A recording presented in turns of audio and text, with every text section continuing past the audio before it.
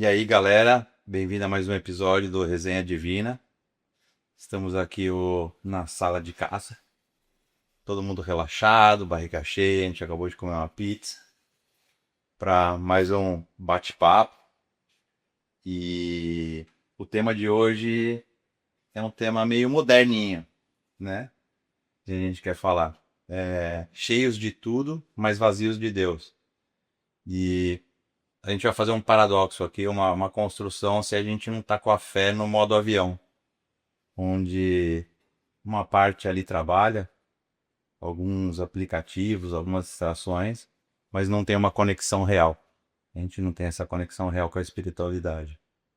E assim a gente vai abrir essa conversa. Então, talvez a fé tenha sido abandonada ou a gente somente perdeu o sinal. A gente abandonou de vez a fé ou a gente só desligou o sinal? O que vocês acham que está acontecendo com essa nossa época? Eu não vou falar geração, porque eu acho, e aí a gente pode depois, mas eu acho que, eu vou dar minha opinião, vou abrir, que não é uma geração, não são só as crianças e os adolescentes que estão hiperconectados. Não dá pra culpar só o Gen Z, né? Porque a gente adora culpar o Gen Z. Exato, esses adolescentes, a galera. Eu vejo assim que os idosos também estão hiperconectados, né? Todo mundo tá vivendo um momento de hiperconexão. E eu acho que isso, eu já comentei em outros episódios, eu acho que isso atrapalha bastante a nossa conexão com a espiritualidade. Não que a gente não possa usar um aparelho eletrônico para isso, mas, né, eu já usei essa palavra aqui. Eu acho que se o inimigo é astuto, né? Ele não precisa roubar nossa fé. Eu acho que aqui nós estamos falando de pessoas que têm fé. Ele precisa nos distrair. E eu acho que a gente anda bastante distraído. Eu parto assim do princípio, primeiro, o que é essa conexão espiritual. Então, pra gente estar desconectado, pra essa geração, essa era, né? Bem como você colocou, o que é essa conexão espiritual? Acho que a gente pode começar dando uma explanada nisso pra gente entender o que é uma conexão espiritual. Boa, cada um tem a sua experiência própria, acho que com aquilo que acredita, né? Então, aqui a gente tá falando de pessoas que acreditam em Deus. Então, acho que é viver pela nossa própria experiência e não pela experiência que nos foi passada. Por geração, por histórias. E aí, a gente tem que se aprofundar nisso, né? Pra ter a nossa vivência. Interessante também que você falou do modo avião. É quando a gente coloca o dispositivo nesse modo avião, é, fazendo um comparativo. Você vai usar tudo que já foi feito download, né? Então, se você for assistir um filme na Netflix, alguma coisa assim, é tudo que você já tem, o arquivo que você já tem. Se você for mandar uma mensagem, não vai. É só o que você já recebeu e em algum momento, quando você tiver conexão, que vai ser enviado. Então, comparando com essa questão de cheios de tudo, vazios de Deus, com a espiritualidade e tudo, é interessante que é como se o que você já arquivou é o que você tem. Então, essa conexão, esse cabo aqui foi cortado, né? Então, é o que você tem aqui e você vai trabalhar com o que você tem aqui. Mas e aí se a gente não tem aqui dentro esse alimento com Deus, né? Essa base bíblica, esse relacionamento com Deus, né? Fazendo essa comparação do offline com o online, né? Eu já fiz todos os downloads dos arquivos que eu preciso, da Bíblia, da palavra de Deus, da conexão com Deus, da natureza, das pessoas que eu convivo, né? Então, acho que é muito isso a partir do que a gente vai conversar aqui hoje, né? Isso também é muito individual, porque, assim, como a gente já falou em outros episódios, eu tenho muito aquilo que eu me alimento, não só fisicamente, mas também espiritualmente, né? Aquilo que eu assisto, aquilo que eu vejo, as coisas que eu leio, né? Então, a gente vê que realmente é uma era de muita informação, mas pouca essência. Vamos dizer A assim. gente é meio superficial, né? No geral, não só a espiritualidade. A gente tem tanta informação e aí a gente acha que a gente entende de política, de geografia, de tal, blá, blá, blá, porque a gente leu uma notícia. Uhum. Mas no fim, assim, a gente não entende o profundo ali. E aí eu acho que isso tá acontecendo um pouco também com a coisa da religiosidade. Quando a gente tá. Vocês estão falando no modo avião, eu fiquei pensando que é o erro também da gente viver no piloto automático. Então é só um modo de repetir. eu vou na igreja, eu canto, eu levanto, eu sento, eu oro, ajoelho, sem estar ali de fato vivendo, sem estar entendendo o que isso significa pra minha vida, sem entrar em contato com como isso me afeta ou não. E é um pouco, acho que paralelo de piloto automático também. É quase que fake, né? Porque assim, o aparelho continua funcionando. Mas não tem a conexão real. Mas eu É acho mais que ou menos, é mais ou menos tipo assim, quando você compara com a igreja, vixe, parece que a gente tá ali, mas a gente tá no modus operandi Modo do zumbi. aparelho, mas você não tá com a conexão, você não tá com o sinal ligado, né? Você não consegue se emocionar, né? Você não, você, assim, para que vocês entendam, a gente já tá no segundo episódio de gravação de hoje, elas estavam fazendo um episódio super legal aqui antes, e elas estavam falando do detalhe que Deus cuida de cada coisa, tá? Eu acho que é isso, a gente perde aquela história, tipo, de olhar com uma abelha e falar, que magnífico isso. Uma abelhinha na época. Olha, olha como isso é magnífico. Essa abelha, ela tá aqui, ela é linda, ela é bonita, tem um formato, tudo funciona. E além de tudo, ela tá, tipo, trazendo flores pro nosso mundo. Ela tá trabalhando, né? Tá contribuindo ali pro E eu comparo mais ou menos com isso. Você perde isso. Você perde possibilidade. essa sensibilidade quando você tá nesse modo avião, entendeu? Você perde essa conexão, né? E você falou. Desculpa. É que você falou de ser fake. E sabe o que que me veio aqui agora? Acho que é pior, quase pior do que isso, porque a gente se enganando. Não é nem fake pros outros, mas é fake pra você mesmo. Se você tá nesse, né, modo avião, piloto automático, quer que seja, você acha que você tá praticando, que você tá vivendo, porque você tá lá criando, né, nos rituais. Mas sem experienciar esses rituais. E o quanto isso não é difícil pra gente mesmo, assim. E você tá mentindo pra você. E a prática, né? Porque não é só o ritual e eu só você com você mesmo, mas o cristão ele tem que ter uma prática, ele tem que tentar pescar a humanidade, né? E se a gente não tá com essa conexão, é muito difícil você conseguir, vamos dizer assim, não converter uma pessoa, mas abrir o coração de uma pessoa. Eu acho meio difícil. Eu acho que tem algumas coisas assim que dá pra gente clarear mais o assunto no sentido de que, por exemplo, quando a gente fala, né, que Cristo ele é o pão e a água da vida. Aí falando para o nosso dia a dia, a gente não consegue ficar sem comer e sem beber, né? Todos os dias, ou por mais que você fique, acho que você tem lá 3 dias sem tomar água, que é o máximo, né? Depois isso já é ruim para o organismo. Então, assim, já começa por aí. Se ele é o pão e a água da vida, como eu vou conseguir ficar desconectado espiritualmente com aquele que me alimenta e que me dá água, né, que faz com que seja o ar que eu respiro? Eu acho que parte desse princípio. Outra questão também que a gente já vem falando, e você que está assistindo a gente pode ir lá buscar nos episódios passados, que é a questão das nossas prioridades, né? Então, assim, a pessoa ela realmente vai estar desconectada de Deus no modo avião ou fazendo os rituais dela e dando só checkmark naquelas questões. Ah, estudei a Bíblia ali, um versículo, um capítulo e vou para o meu trabalho. Ah, eu orei, Senhor, obrigado, e vou embora. E ela só tá dando um checkmark. Por quê? Porque ela fazendo isso, ela vai se sentir bem, né? Mas ela não vai se conectar de verdade. Então, assim, aí você vê o paradoxo. Você pode até estar cumprindo os rituais, né? Que é lendo ali alguma coisa, falando alguma coisa, mas você vai estar como falar, o Wi-Fi desligado, sem essa conexão espiritual, se você realmente não dedicar tempo para criar um relacionamento. Porque é isso, né? É o que a Tainá falou dos downloads e tal, e eu acho que ninguém, nem mesmo os experts, consegue admitir que conseguem fazer todos esses downloads, né? Acho que a gente pegar aqui todos os arqueologistas, bíblicos, experts, todo dia vai estar aprendendo. Eu acho que não tem como a gente falar, "Pô, eu fiz o download de tudo, eu não preciso mais de conexão, eu não preciso fazer download de mais nada."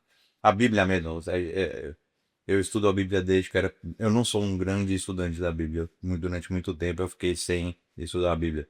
Mas a minha avó, ela me dava estudo bíblico quando eu era pequenininho toda semana, né? E assim, saúde, amor.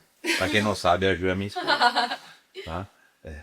E aí, então assim, eu lembro, tipo assim, tem coisas que eu estudei lá e tem coisas que eu estudei, sei lá, quando eu voltei à igreja com 22 anos e que eu vou estudar hoje, que é totalmente, o meu entendimento é totalmente diferente. A gente estava conversando sobre isso aqui, comendo uma pizza antes da gravação.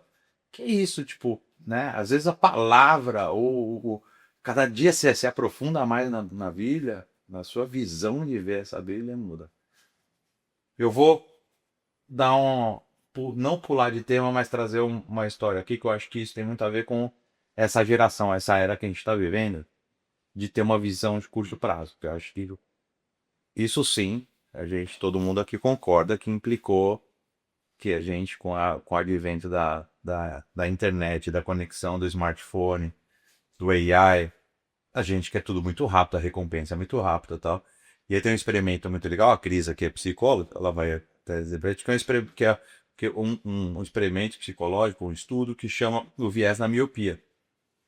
Você quer falar, Cris? Foi um psicólogo, Walter Mischel, que fez isso, e é bem interessante a história desse experimento. Ele queria entender um pouquinho como a gente lida com gratificação imediata e se a gente tem autocontrole. Então, como que a gente consegue lidar com coisas expostas a gente e tudo mais. Enfim, eram crianças, então ele colocou um grupo de crianças ali e aí ele dava um lotinho de marshmallows. A gente até chama esse experimento de experimento do marshmallow, então é bem comum encontrar com esse nome. Ele colocava na mesa, na frente da criança, falava, olha, tem aqui um marshmallow, mas se você esperar 15 minutos, depois eu volto e te dou mais. E deixava a criança fechadinha na sala com esse potinho de marshmallow. Que a criancinha ficava lá olhando, né, se testando ali.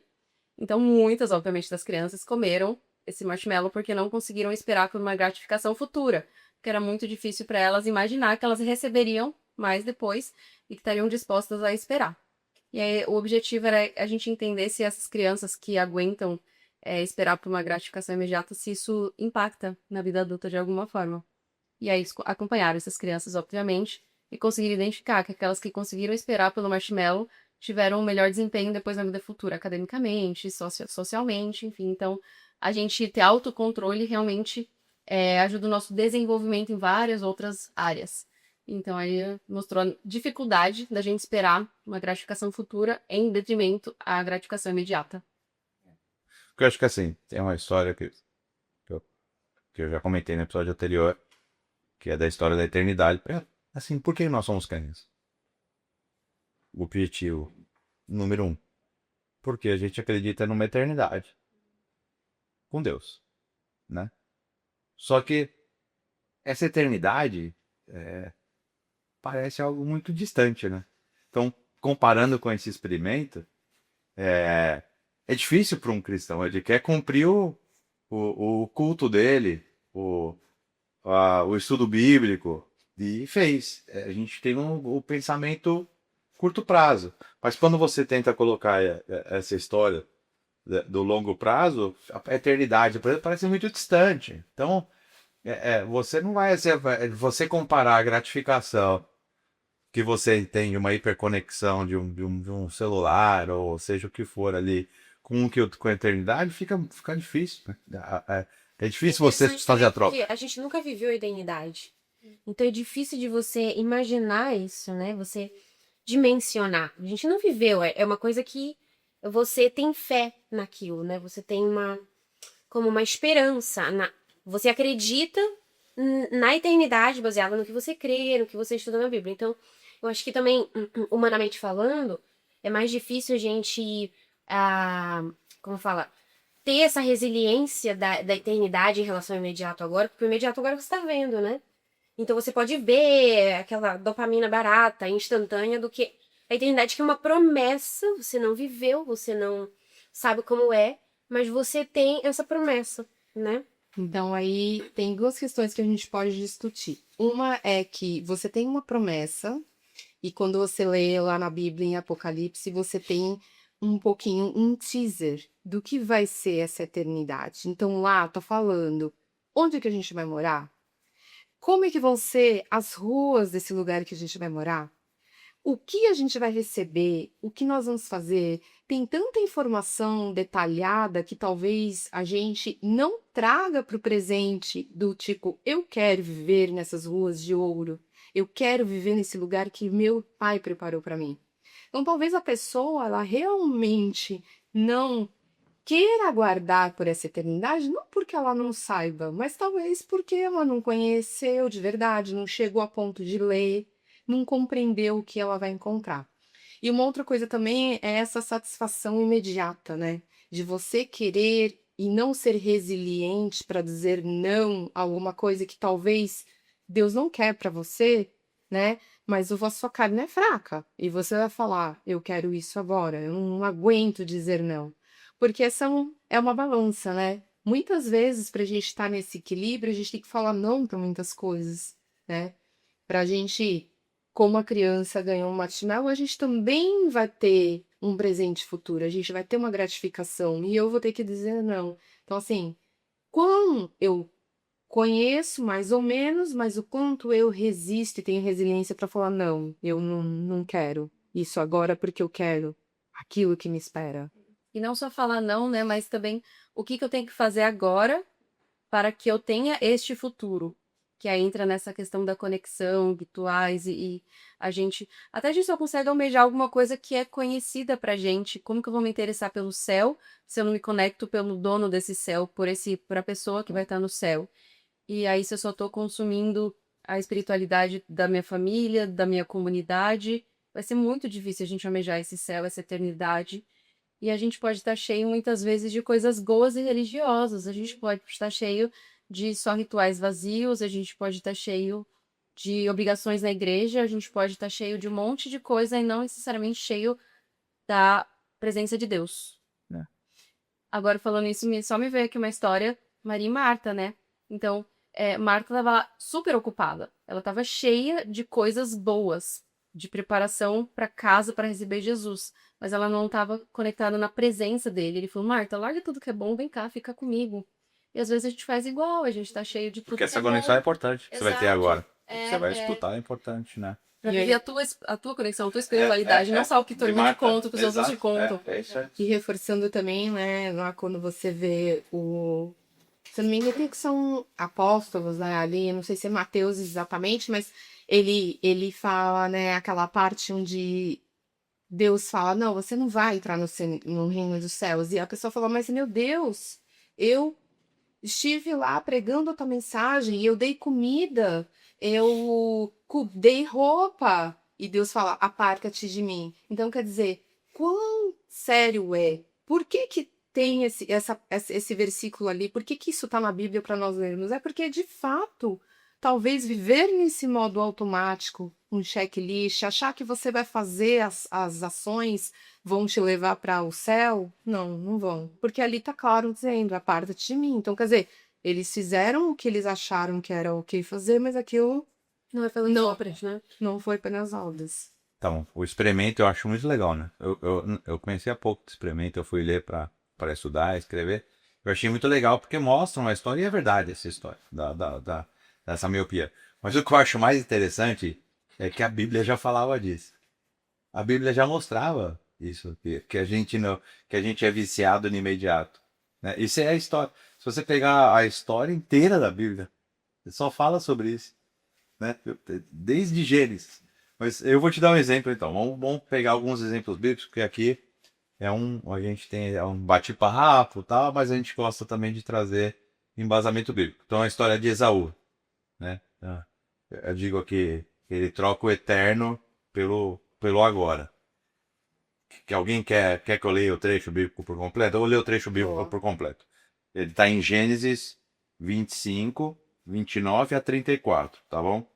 Então, Jacó tinha feito um guisado quando Esaú chegou do campo super cansado. Disse Esaú a Jacó, peço que me deixes comer esse guisado vermelho, pois eu estou exausto. Aí respondeu Jacó, vende-me primeiro o teu direito de primogenitura.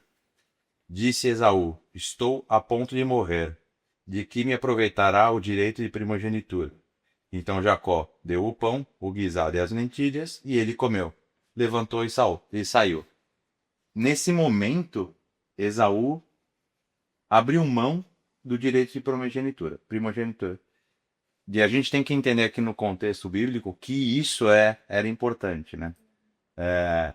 Eu acho legal a gente dar uma explicação meio básica para talvez você que esteja assistindo não entenda quem são Esaú e Jacó. Então, assim, eles são dois irmãos e Esaú era o primeiro filho, Jacó o segundo filho, né? E aí conta na história, então, que Esaú, o primeiro filho, ele tá com muita fome e pede pro irmão, que cozinhava super bem, fazer a comida. E aí o irmão vira e fala, né? Não, eu faço se você me der a primogenitura, que é o quê?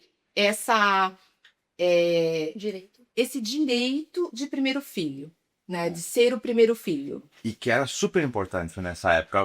A gente, hoje em dia, não tem isso. Mas nessa época a gente tem que entender a cultura, os conceitos. Era muito importante. A primogenitura era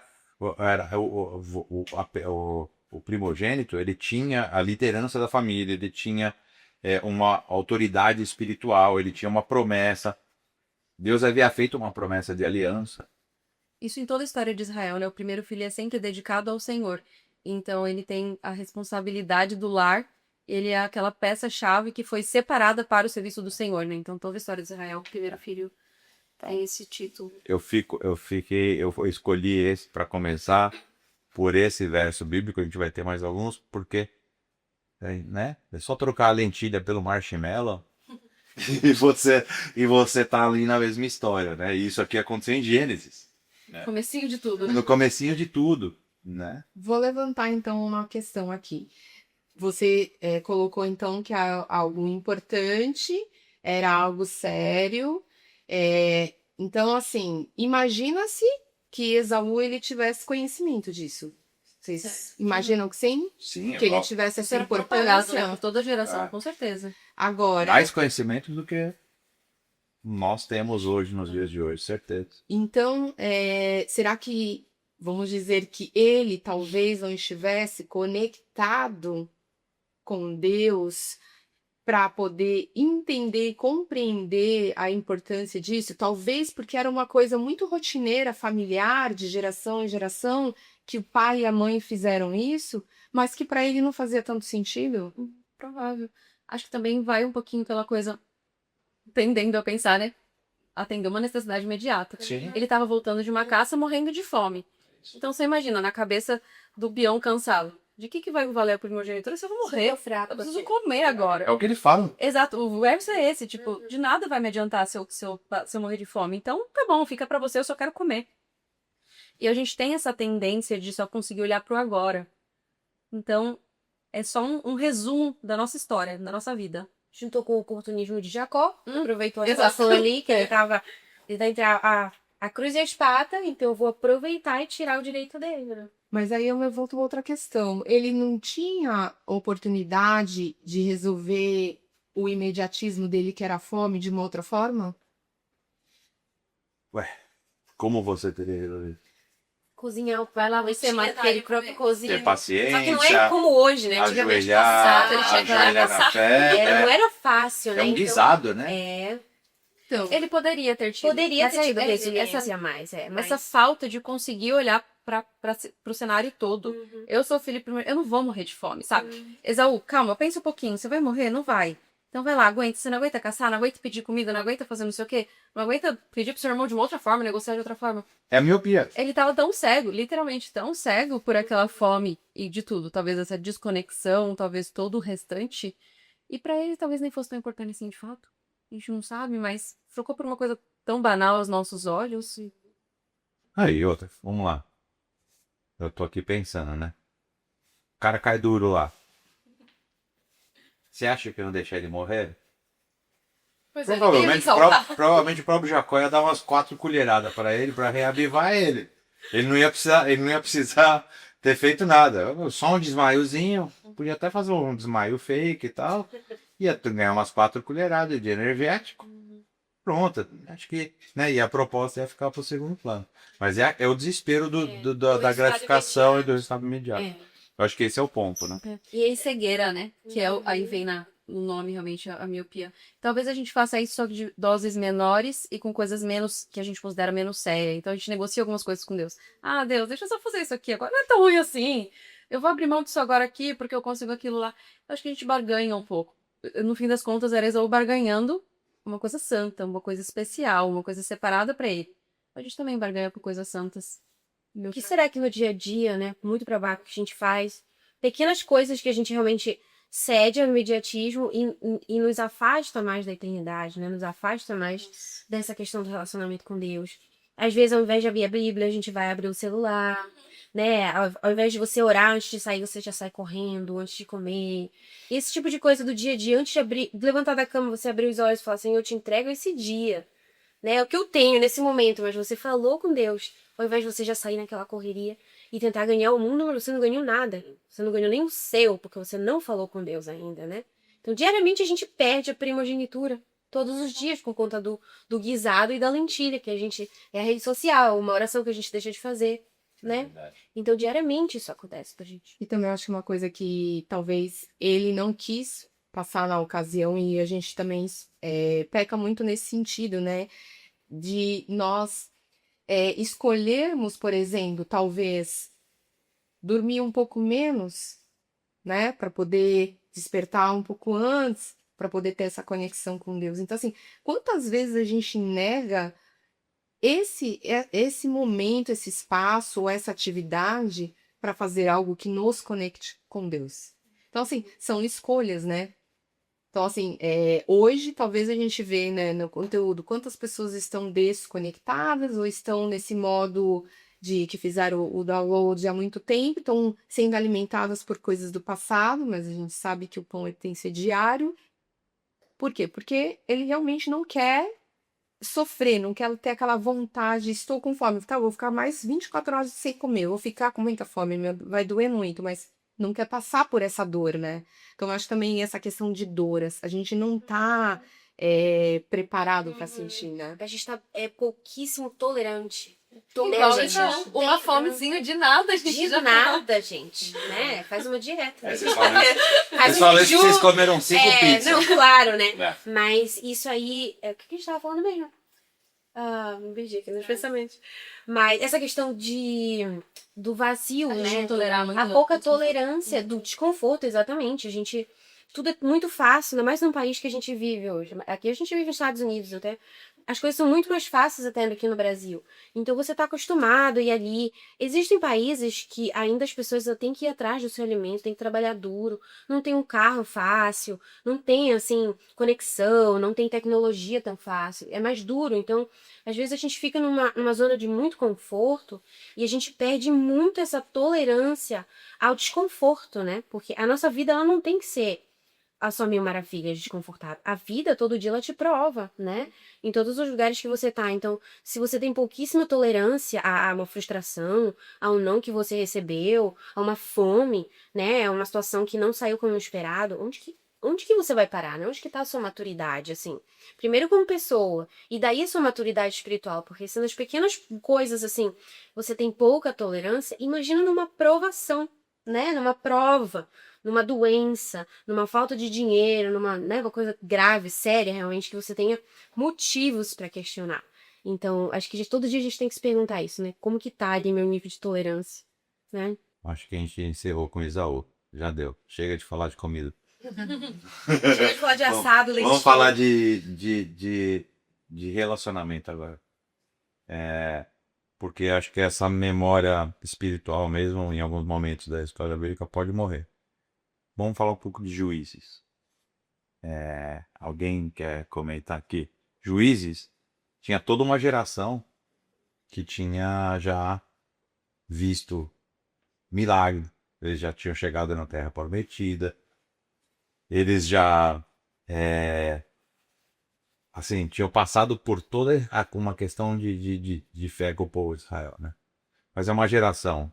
A primeira geração que fez isso estava morrendo.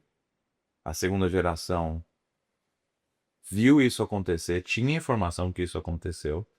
Eles estavam na Terra Prometida, mas eles se desconectaram de Deus. A gente tem muito exemplo, né? Isso é muito, nossa, é muito maluco de pensar e eu adoro ver o povo de Israel. Às vezes eu questiono, falo, gente, como vocês fizem isso? Mas a gente faz isso também todo dia, então é fácil a gente olhar a história e ficar jogando o povo de Israel lá. Mas a gente tem relato de gente que se desconectou de Deus, com Deus estando lá, visivelmente. E isso é muito forte, né?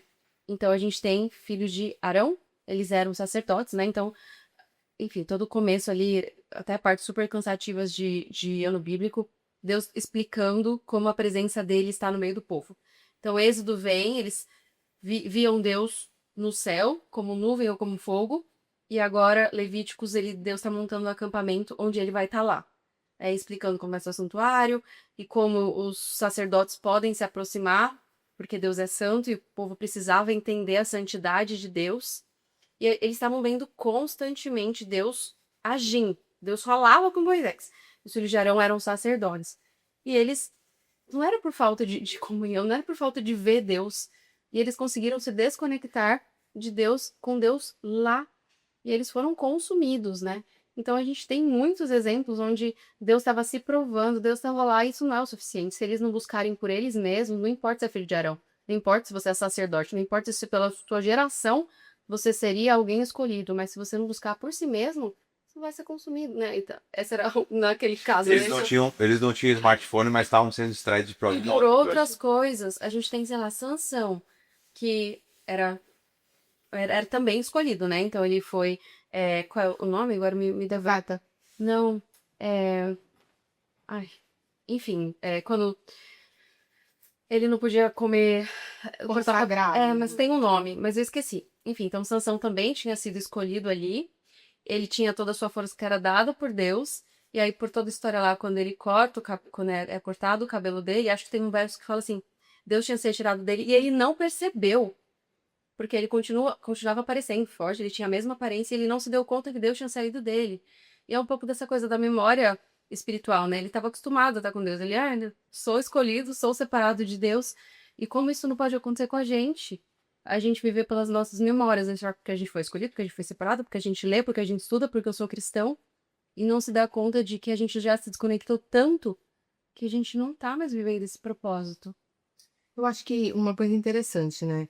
Quando a gente busca, né, ou faz o tal do checklist, você cumpre as tarefas e eu entendo que, inevitavelmente, você vai estar fazendo uma ação. Então, você está lendo, você está fazendo uma obra, você está indo à igreja. Agora, quando você para ouvir Deus falar com você, quando você para você ter no silêncio, você sentir essa brisa suave que é Deus se manifestando, essa convicção é onde você realmente está conectado. Porque se você realmente não parar para não fazer a ação, mas fazer a ação inversa, que é o quê? Acalmar e sentir Deus falar com você, você vai realmente achar que você está conectado. Porque você está tomando ação de tá lendo, tá indo à igreja, estar orando. Tá, mas em que momento você está ouvindo a voz de Deus? Né?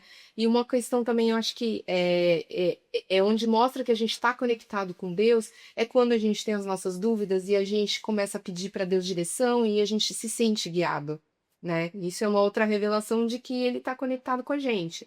Outro momento é quando você vê milagres acontecerem. Então, que você pede, você precisa que algo acontecesse e a coisa acontece, você vê um milagre, é ação de Deus. Então, assim, para nós não estarmos desconectados, talvez como essas pessoas no passado, ou hoje em dia entrar nesse ritmo louco, precisa ter essa ação inversa, que é o parar, o ouvir. E bem colocado que você falou dos filhos de Arão. Por exemplo, Arão, ele estava conectado, ok, mas ele também viu tudo que os filhos deles estavam fazendo de errado e ele não tomou atitude de verdade. Então, assim, o que adianta, né, você tá conectado, mas você não tomar atitude, você não dar um basta naquela situação que você sabe que não é correta, se posicionar em certas atitudes, em certos momentos, para falar, não, pera, a minha postura é essa. Eu acho que ali vai além, né? O que estava acontecendo nesse momento não é nem uma questão de. Eu acho que ali a pessoa não precisa nem ser crente. Eu acho que ali tinha que tomar. Qualquer pessoa do bem tomaria uma atitude. Mas é aquela questão, né? A gente tá num mundo, vamos dizer, hoje, num mundo deturpado, onde você ouve casais combinando de fazer swing, Então, assim, você tá no mundo deturbado, como é que você vai entrar? Uma pessoa que não é cristã, que tá nesse meio, ela não vai ter a percepção de se posicionar e falar, peraí, eu não participo disso, eu não concordo com isso, tchau, né? Eu entendo que muitas pessoas que não são cristãs, que têm essa postura de saber o certo e o errado e falar, não, peraí, não tem a ver com Cristo, tem a ver com postura, não vou participar. Mas naquele momento a gente tá falando do lado Eu inverso. acho que tem uma questão que é o que me preocupa de verdade, sempre que eu vou à igreja. E eu começo com você sempre. Que eu tô tentando trazer aqui com algumas coisas, juízes, o Arão e tal, que é. Eles tinham informação muito mais próxima que a gente, em questão de tempo. O que eles tinham vivido em questão de tempo, a gente escuta uma história de 2 mil anos atrás. 2 mil anos atrás. Eles estavam há uma geração. Os pais deles tinham. Ou era um dia atrás, né? Se você pensar, pô, Israel ainda, eles tinham acabado de ver o negócio acontecendo. Eles tinham acabado de chegar, eles tinham sido levados na Terra Prometida, eles tinham visto os milagres acontecer. Eles tinham a informação. Mas eu acho que eles não tinham o relacionamento. A geração seguinte perdeu o relacionamento. E é o que eu acho que pode estar acontecendo com a igreja dos dias de hoje. Você tem a informação, você vê, né? Eu estou fazendo uma pós-graduação online, que a gente estava comentando. Tem a informação. Tá tudo ali. O pessoal vai ler a Bíblia todo dia de manhã e tal. Vai no culto, sábado, domingo, pequeno grupo terça, quinta, grupo de oração. Mas se ela não tiver, eu acho, o relacionamento com Deus, ela parte para a história da miopia. É imediato. Ela não vai conseguir ter a noção do lucrado. É o que se aplica nessa época e hoje. Falta intimidade. Né? Falta intimidade com Deus, realmente relacionamento sério, porque hoje é tudo muito superficial. Se você for ver até a adoração, você vai uma vez na semana na igreja, se você vai à igreja, você ouve ali uma palavra, você canta uma coisinha, mas às vezes o seu coração realmente não tá lá. Então é tudo muito. Essa era que a gente está vivendo hoje é tudo muito superficial. Você é um especialista via social media, você é um especialista naquele assunto. Você adora Deus através de uma mensagem, um vídeo que uma pessoa postou. Mas isso não é intimidade com Deus, né? Intimidade com Deus é você ele realmente falar com ele, sentir, experimentar as coisas que ele faz na sua vida, né? Você sentir diariamente o falar dele, a paz no meio do caos, né? O silenciar. Então, esse que é o problema e que é muito perigoso nos dias de hoje, que é essa superficialidade e a falta de intimidade. E que isso acontece mesmo com pessoas que leem muito a Bíblia, que dão estudo bíblico, que podem estar pregando lá na frente, mas que a gente está só repetindo esses ritos, né? Repetindo, estar na igreja, repetindo só cantar. Mesmo lendo só a Bíblia todo dia ou falando daquilo, você pode estar caindo no erro da superficialidade. Isso é muito perigoso, a gente precisa se atentar todo dia a isso. Né? Você falou a palavra intimidade. E eu acho que essa é a questão da intimidade e relacionamento. Você não tem intimidade sem relacionamento. E é só do modo avião. Por quê? Porque você entra no modo automático. Você tem ali o que você tem ali disponível e aquilo é o suficiente para você para gratificação imediata. Vou te dar um exemplo.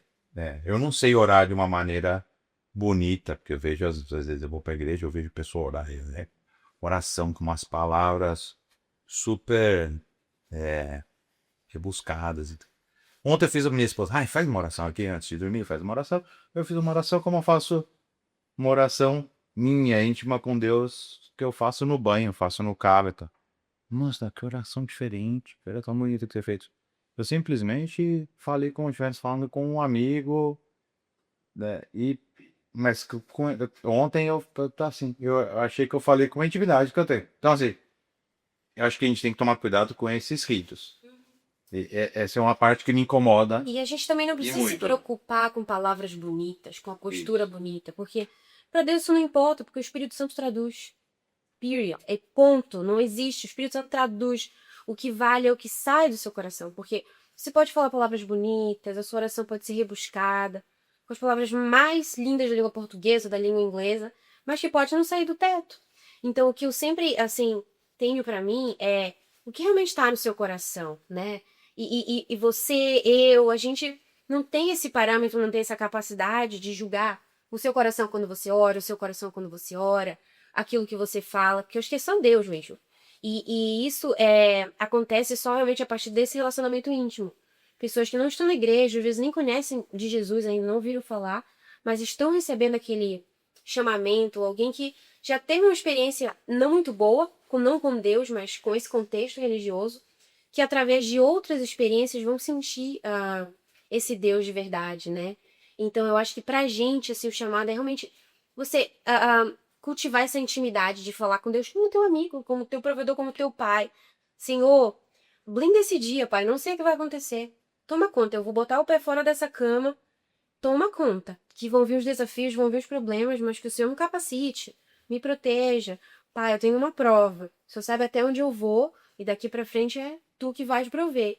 Fala claro, né? Seja honesto com Deus, que eu acho que ele vai ouvir, certamente.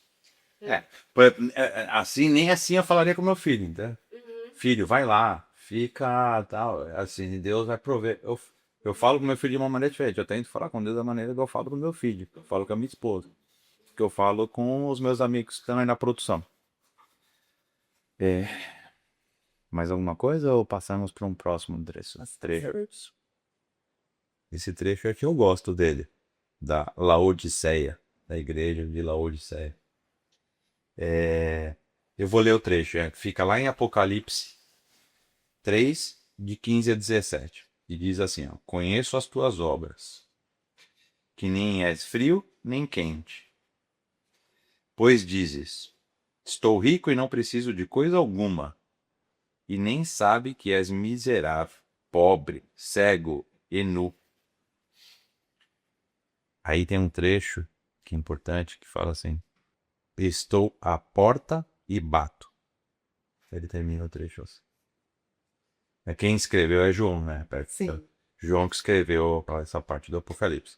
Alguém quer dar um contexto do que estava acontecendo nessa época, na igreja? Então, né, essa igreja de Laodiceia é uma igreja, dizem que é o nosso momento, né? É a nossa era, a nossa época. Mas quando ele escreveu na época, era o quê? Uma igreja onde ela estava muito habituada no cotidiano dela, onde as pessoas iam à igreja uma vez a semana, liam a Bíblia, onde falavam de Jesus ali, acolá, viviam Jesus ali, distante, né? E aí João vem e traz essa exortação, né? Do tipo assim, vocês não estão nem frios, totalmente fora da igreja, vocês também não estão tão quentes assim, conectados com Deus, vocês estão mornos. E aí tem uma expressão super forte que no contexto fala, né? Que Deus fala, estou a ponto de vomitar da minha boca. Então, assim, se a gente for trazer, né? Comer uma comida fria, comer uma comida quente, e você comer a comida morna, e você, né, não tem sabor, não tem graça, não tem tempero. E você, naquela época, né, houve essa exortação e a gente traz para os dias de hoje. Que diferente que é. Era uma igreja rica, era o centro bancário, mas trazendo pro...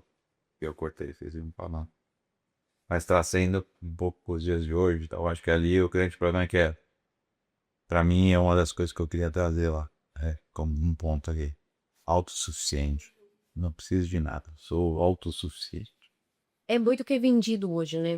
Você é suficiente. Você tem que ser suficiente, você tem que ser forte. Os coaches da Os vida. coaches, eu tava pensando nisso. Você tem que ser forte o suficiente, né? Não pedir ajuda, não pode cair, não pode ficar ansioso, não pode ficar doente, não pode cair com problema. Então, a gente vive muito isso hoje em dia, principalmente no mercado de trabalho, né?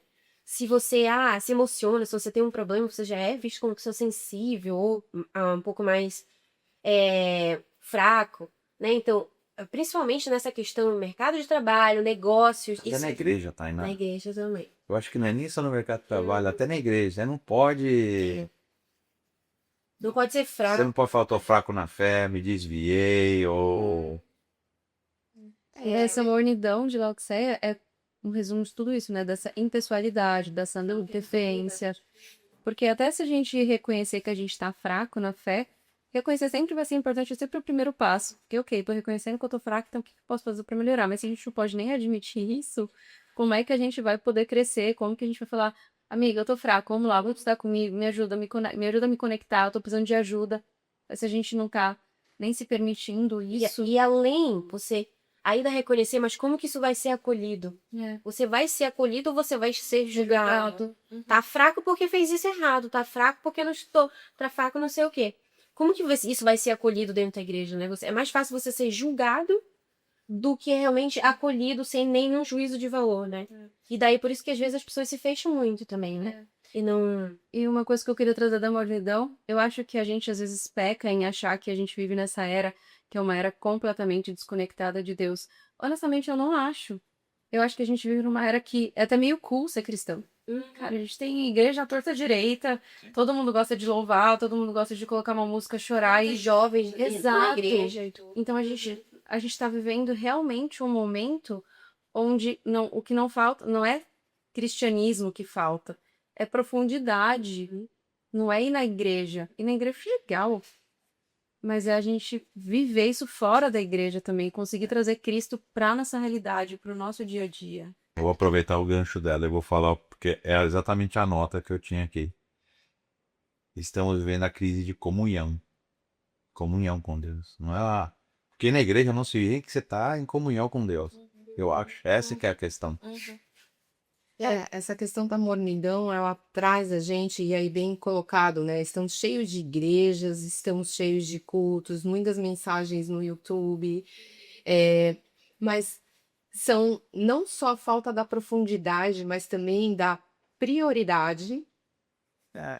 e também do foco. Qual que é o objetivo? O que a questão volta para a história lá do início da conversa. As pessoas elas não estão dispostas a abdicar das vontades dela para fazer a vontade de Deus. Então, assim, essa mornidão, ela é apenas a consequência do modo de vida que eu vivo, que não é a Laodiceia, é 2026. Né? Então, nós aqui no nosso lugar onde nós vivemos, a igreja que a gente frequenta, as pessoas elas estão dando prioridade para fazer as coisas que elas têm mais interesse, que elas acham mais importantes para elas. Ir à igreja uma vez a semana, check. Li a Bíblia lá um capítulo, check. Falei, fiz minha oração, check. Mas e essa conexão que traz para esse lugar onde de abdicar das coisas que eu gosto, do que eu quero fazer para fazer o que Deus quer para nós? Infelizmente, a mornidão ela é o reflexo do que a gente escolhe. Não é? A gente fala muito do conceito, e na época falou-se sobre uma igreja, né? Uma geração, uma era. A gente fala hoje das igrejas, mas quem que é a igreja? É o povo, sou eu, são vocês, somos nós. Então, assim, o que é triste é ver que num grupo de 100 pessoas, quantas pessoas estão pensando desse mesmo formato? Quantas pessoas estão nessa linha da mornidão? Isso que para mim é mais gritante. Eu acho que nem só monidão. A gente gravou um episódio lá depois, vocês dão uma olhada do material versus imaterial. E o nosso amigo Lucas, que está sentado ali, ele falou hoje a palavra tempo, né? Foi ele que falou quando a gente estava fazendo uma brincadeira aqui. E aí eu sempre falo que o inimigo basta roubar o nosso tempo. Por quê? De novo, a gente já entendeu que tem que ter a comunhão com Deus, você precisa dedicar tempo, mas você precisa dedicar tempo à obra também, né? Então, assim, eu acho que você fazer isso aqui leva tempo. Vocês estão aqui dedicando muito tempo, né? Nós estamos aqui num sábado. Quanto tempo nós dedicamos para isso? Nós estamos aqui dedicando, né, aqui 12 horas para fazer isso aqui que nós estamos fazendo. Para ver se a gente consegue tocar a vida de alguém aí que está nos escutando. E o inimigo basta fazer isso, né? Então, assim, de novo, essa hiperconectividade, eu acho que hoje tá roubando nosso tempo, de verdade. E roubando a nossa atenção do que a gente poderia fazer na obra. Eu conheço pouquíssimas pessoas que estão assim dedicados a uma obra de Deus. Eu vejo muita gente achar até que tem mais fé, mais direito de ir ao céu, mais isso, mais aquilo, porque conhece mais a Bíblia ou estuda um pouco mais. Mas eu não vejo essas pessoas dedicando tempo, por exemplo, a salvar vidas ou a estar com uma pessoa que está mal, né? Eu não sei, essa história da obra eu acho que é algo complicado, porque como que as pessoas poderiam, como que as pessoas hoje poderiam pôr mais tempo na obra de Deus? Eu não acho que é uma questão de tempo, acho que é uma questão de qualidade. Porque tempo a gente pode estar lá simplesmente fazer sem estar presente. E aí volto para tudo que a gente está falando aqui. E aí eu não sei se no seu roteiro tem essa pergunta, mas eu aqui participando, ouvindo, e refletindo, acho que um ponto para a gente trazer aqui, ok, como a gente resolve isso então? Porque se a gente está falando que falta intimidade, mas a gente está ao mesmo tempo dizendo que não basta ir na igreja, não basta orar, não basta ler Bíblia, então o que é? E tá no roteiro, e seria a próxima história. Que Então chega toda lá. vez aqui. Não, e vai lá, você vai continuar. Porque eu acho E a que gente esse é o sempre coloca ponto, uma sabe? ferramenta aqui. Isso. Como eu passo mais tempo? Como eu me conecto melhor? Eu só queria fazer um contraponto interessante que a gente conversou, mas acho que a gente não mencionou, né? Que nós estamos cheios de tudo e vazios de Deus. E aí é É o isso. título do episódio. Exatamente, é isso. Eu tô me alimentando para eu ser uma boa profissional no meu trabalho, então eu vou ler livro XYZ. Eu tô me preparando para ter minha pós-graduação, porque eu quero ter um título ABC. Eu tô fazendo exercício porque eu quero que o meu corpo chegue em tal lugar. Eu tô me alimentando desse jeito. Então, assim, a gente tá fazendo um monte de coisa focado nas nossas prioridades. Daí volta de novo, né? O porquê eu tô cheia, mas do quê? Então, vai requerer tempo, eu vou ter que deixar de ler um livro que vai me ajudar no meu trabalho, eu vou ter que escolher um livro que vai me ajudar espiritualmente, né? Eu tô sem tempo, eu vou ter que de repente fazer meia hora de exercício ao invés de fazer uma hora de exercício, porque eu vou ter que pegar esse tempo para me alimentar espiritualmente. Então, assim, de novo, enquanto a gente não colocar na nossa cabeça que a nossa prioridade a gente é o quê? É estar cheio de Deus, é estar mostrando para as pessoas, fluindo de nós automaticamente quem é o rei da nossa vida, infelizmente a gente vai estar desconectado, a gente vai ficar morno e a gente só vai cumprir com regrinhas para falar que eu sou um bom cristão, né? E aí a gente tem que lembrar daquele texto lá que fala que quando chegar lá, Deus vai calar, não vos conheço. Não importa, você pode trabalhar na igreja, você pode fazer o que for, não vos conheço. Então, assim, talvez você não conhece meu coração, eu não conheço de vocês, mas Deus conhece nosso coração. E Ele sabe, Ele é o único que sabe qual é a intenção do nosso coração. E nesse ponto é importante deixar claro que, assim, as obras não salvam. Quem salva é Jesus Cristo, ponto, né? É através dele que nós somos salvos, é através do sacrifício que ele fez por nós. Porque, primeiro de tudo, não seria justo a gente ser salvo pelas nossas obras. Porque você pode ter mais recursos para fazer mais, você pode ter mais Sim, condição para fazer verdade. mais. Então, não é justo eu faço mais, então, isso é meritocracia. Isso não é salvação, isso não é eternidade, isso não é divino.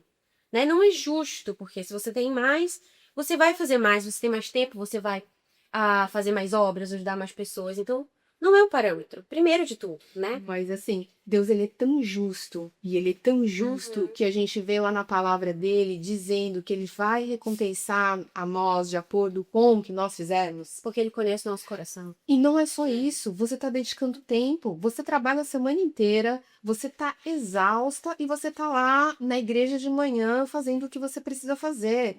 Você trabalha a semana inteira, você está exausta, você foi à igreja de manhã para fazer o que você tem que fazer e agora você está dedicando toda a tua tarde, a tua noite para estar gravando um episódio para esses queridos nos verem. Então, assim, você está dedicando tempo. Você acha que esse Deus justo, ele não vai falar, poxa vida, a Kainá, a Juliane, a Cris, a toda a galera que tá aqui nos bastidores, Danila, não estão fazendo? Depende. Porque se Deus justo conhece seu coração. É, Qual era a intenção da Tainá tá lá? Qual era a intenção da Juliane? Qual era a intenção da Cristiane e do Danilo? Então, acho que é isso. A gente não conhece, a gente não entende, mas graças a Deus ele sabe. Porque se fosse por tudo isso, a gente conseguiria medir com olhos humanos. Ah, ela fez, ela participou, ela tava. Mas talvez alguém que não tenha, que tenha excelente vontade, boa vontade, intenção, mas consiga fazer menos. E para Deus isso valeu do mesmo jeito. Então acho que isso é confortante, de verdade, assim, de olhar e falar, Deus conhece o nosso interior e é Ele quem vai julgar e vai poder colocar essa métrica porque a gente não tá enxergando. Mas você falou um ponto importante. Ele fez. Menos ou mais não é o ponto. Ele fez. O que ele não pode é não fazer. Porque lá na palavra de Deus fala, ide e façais. Então, assim, aqui a gente não tá julgando o fazer muito ou fazer menos. A gente tá falando fazer. Então, assim, se mova, se disponha, se conecte. Queira compartilhar daquilo que Deus te transborda. Porque é isso. Qual que é a nossa vontade? Mas também é importante validar o que você tá sentindo ao fazer, né? Eu te entendo. Porque às vezes a gente pode estar fazendo muito por um excesso ou por estar vaidade indo, própria. por também uma vaidade própria, né? E realmente isso te sobrecarrega e teu coração não tá onde você tem que Mas estar. aí o teu coração. É, isso. Né? Mas aí a vaidade própria não tá. Não, você não tá fazendo por Deus. Exato. Eu vou dizer assim, eu tenho uma meta comigo. Uma só. Que eu falo. Eu falhei. Até hoje eu falhei. Não consegui ainda. Qual que é a minha meta? Salvar uma vida. Se você estiver escutando aí, achar que eu toquei na vida de alguém, falou, salvei minha vida, eu bati minha meta, eu vou arrumar outra. Mas por enquanto eu falhei. Essa é a minha meta. Hoje, se alguém me fala, sobe aí no púlpito e prega. Eu pregaria dessa maneira. Eu subiria lá e ainda comentei esses dias com o Jô. Eu subiria e falar, quem aqui salvou uma vida essa semana, esse ano? Ah, se ninguém salvou uma vida, eu acho que a gente falhou. É que, na verdade, Como também, igreja. a gente não sabe se a gente salvou. Eu me pergunto isso, porque a gente tem essa promessa, no céu você vai ter a coroa com as estrelas de pessoas que você salvou, né? Ah, tem isso? Tem Não isso, sabia. tem isso Ah, na minha mas isso pra mim forma. parece muito Mario Bros. Tem? Mas peraí, Parece vamos lá. O que é o salvar uma vida? Vamos deixar aqui. Mas é isso que eu tô Trazer falando. pro reino de Deus. Ah, Pra mim, salvar uma legal. vida não é ir lá e fazer um milagre. Ó, pô, Danilo tinha câncer, agora não tem mais câncer. Não, não é isso. Pegar o evangelho. Mas é isso Pra mim, que a pessoa fala, cara, sabe o isso quê? que eu me questiono, Eu passei a ouvir, ou acreditar, ou a estudar mais, a me aproximar de Deus, porque aconteceu X, Y, Z. Eu escutei, ou você fez alguma coisa. Esse pra mim foi uma vez. Mas é aí que tá, que às vezes a gente não sabe. E nós Às vezes- vamos saber, porque na Bíblia. Pô, mas me fala, deixa nós saber. vamos saber. Pra uma outra vez. Mas Porque eu às acho vezes que, você pode ter tido uma palavra para aquela pessoa, até um testemunho e você não abriu a boca, mas de alguma forma você pode ter afetado a vida de alguém. Acho que nada é em vão. que Eu Deus salvei a faz vida de coração alguém aí bom. que tá na produção através da pizza hoje. pizza. Não, tá todo mundo no celular, olha lá. Hiper conectado. Vai, Cris. Mas eu acho que é isso, assim, pra gente conseguir trazer alguém pra Jesus, ou salvar vidas, ou falar dele, a gente tem que estar conectado com ele. E aí, né, trazendo pro nosso tema, a gente só vai conseguir falar daquilo que a gente conhece, daquilo que a gente vive, daquilo que a gente experiencia e fazer. Então, por mais que eu tenha questionado a sua fala, eu acho que é pra gente se questionar com que intenção eu tô fazendo e deixar pra Deus julgar, mas não deixar de fazer, não deixar de viver, não deixar de experienciar. Tá. Como que a gente ajuda a galera? Nós estamos hiper conectados por fora, offline por dentro. Como que a gente ajuda? Qual é a ferramenta? Eu botei uma ferramentinha de pé aqui, mas não é uma receita de bolo. Eu acho que a primeira coisa, e aqui eu tentei fazer uma brincadeirinha com o rede, que a gente fala de offline, né? Quando a gente conecta a nossa fé na rede. Que, tipo, reconhecer, né? A gente talvez tem que reconhecer que nós não estamos conectados da maneira correta. Não estamos tendo a rotina que a gente necessitava para ter essa comunhão com Deus. Mas é aquela coisa, antes da gente chegar nesse ponto, a pessoa precisa se autoanalisar, ela se entender aonde é que ela quer chegar, o que tá faltando, porque ela não vai perceber. Eu acho que percebe, Ju. Eu vou dar o exemplo do meu irmão. Diego, beijão, mano. Ele vira pra mim e fala o quê? Cara, preciso mudar minha vida. Preciso fazer alguma coisa. Mas aí eu acho que, não sei, na minha concepção, Eu preciso estudar mais. por que ele tá fazendo isso? Porque a gente sabe, porque ele tem orado, ele tem pedido, ele tem se conectado. Eu acho que eu acrescentaria uma ferramenta. Intencionalidade. Então, é a gente fazer focando nisso. Estou sendo intencional. Como eu não me distrair, volta na coisa de estar no momento presente pra gente conseguir, de fato, estar... Estabelecer E aqui é o que eu tava como estabelecer, tipo, estabelecer um ritual seu com Deus, né? Tipo, colocar uma história tipo de você conseguir não deixar no automático, você tentar fazer essa correção. Cada um tem o seu. Eu, por exemplo, eu falo, desde que eu me curei do câncer, um dia eu vou dar o meu depoimento aqui, desde que eu me curei do câncer, eu falei, cara, eu não coloco mais um livro, um audiobook, nada. O meu commute, o meu momento de trânsito é meu com Deus na meditação. Quando eu tô sozinho. Lógico, quando eu tô com alguém é diferente, mas quando eu tô sozinho. Então, assim, se eu levo 40 minutos para ir pro trabalho para ir para voltar, são 40 minutos diários no silêncio falando com Deus. Se eu tiver que dirigir sozinho pra Tampa, que eu tive que ir esses dias, são 5, 6 horas de meditação. É uma promessa que eu preciso. E é a minha maneira de ter minha conexão diária com Deus. Tipo, me resolver com ele no meu silêncio ali. Né? O que mais, Tainá? Alguma As coisa aí? ferramentas, É. ferramentas, Hum? né? Qual que é a ferramenta que está Aqui tava, tipo, dessa história de, vamos dizer, de primeiro você reconhecer. Uhum. Né? Aí a Cris falou da história da intencionalidade. Mais alguma coisa, assim, como que a gente consegue fazer no dia a dia? Eu falei, eu faço aqui essa história do. Eu entendo que, assim, voltando para a Bíblia, as pessoas elas só caem na real quando elas pedem algo, infelizmente. Quantas experiências na Bíblia a gente vê de pessoas que passaram pelo deserto, e aí falando literalmente, né, do povo que ficou 40 anos no deserto. O deserto é um lugar onde a gente sofre, um deserto é um lugar de dor, é onde a gente aprende. Então, assim, a pessoa ela vai buscar essa conexão, infelizmente, quando ela estiver nesse momento. É triste dizer isso, e eu espero que a gente não chegue nesse lugar, porque ninguém quer sofrer. Mas eu acho que é um momento de que a pessoa volta para esse lugar de conexão e de restabelecer. Tá, mas o que que a pessoa pode fazer no dia a dia? Eu Eu fiz acho essa que história da comunhão. eu acho que cada Você um. acorda às 6 da manhã, que eu sei, 5:30, todo dia, e você tá lá todo dia estudando, né? Domingo não. Todos os É dias como é se um cada momento. é como se cada um fizesse um determinado sacrifício, né? Dentro da sua própria realidade. Rotina. Uma Eu não rotina. consegui separar. Pra mim, é assim, antes, quando eu acordo, ainda um pouco sonolenta, mas antes de eu abrir o olho e botar o pé fora da cama, eu tenho que falar com Deus. E é uma conversa daquele jeito. Seu Deus toma conta, seu Deus, não, é uma conversa assim. Oi, Deus, acordei, obrigada pelo respirar, obrigada que eu tô aqui, obrigada já pelo meu lar, pela minha família, obrigada por esse dia, o que quer que aconteça. Então, essa é a minha rotina. Igual a sua do commute, minha rotina é essa, falar com Deus antes de tudo ali, porque pra mim meu dia tá começando quando eu abri o olho. Então, esse é meu, digamos, meu sacrifício, meu ritual, né, que eu faço todo dia. Você tem um. Eu acho que, na verdade, não, mas o que eu tenho tentado fazer, e é onde eu tentei resumir a intencionalidade, quando eu estiver fazendo algo de Deus, eu quero estar lá.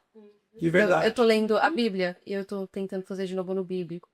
Aí eu tô lendo por ler, quando eu percebo que eu tô lendo só por ler, para então. Parou de fazer, não é esse o objetivo, não é só sair lendo. Eu tô orando, me pedindo na oração, então não precisa continuar na oração. Então, Deus, era isso, parei de devagar.